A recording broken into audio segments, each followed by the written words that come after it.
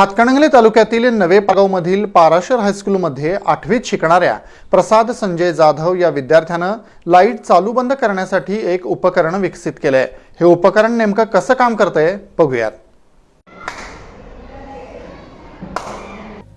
प्रसाद संजय जाधव हा पन्हाळा तालुक्यातील बहिरेवाडी गावचा 13 वर्षाच्या प्रसादची उंची अवघी 2 फूट 9 इंच आहे, तर वजन 9 किलो।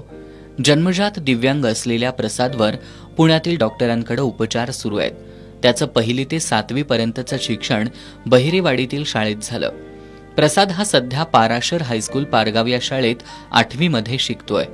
त्यानं आपल्या दिव्यांगावर मात करून त्यानं 3 मित्रांच्या सहाय्यानं क्लॅपिंग स्विच म्हणजेच टाळी वाजवलं की आणि तोंडानं लाईट चालू बंद म्हटलं तरी लाईट चालू बंद होते, अशा प्रकारचं उपकरण तयार केलंय।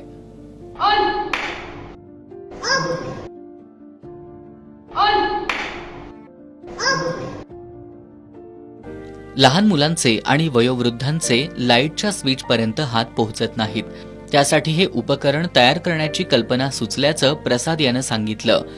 भविष्यात प्रसादला जिल्हाधिकारी व्हायचंय। आमच्या शाळेत एक लॅब आहे, त्यातून दर शनिवारी उपक्रम करतात। त्यातून मी उपक्रम करत करत हा मला उपक्रम सुचला।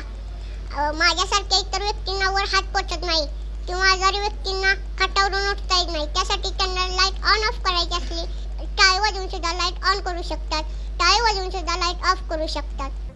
बाळासाहेब पाटील हायस्कूल आळते या ठिकाणी नुकत्याच पार पडलेल्या 49व्या हातकणंगले तालुकास्तरीय विज्ञान प्रदर्शनामध्ये प्रसादच्या उपकरणाला उत्तेजनार्थ क्रमांक मिळाला असून त्याचं सर्व स्तरातून कौतुक होतंय।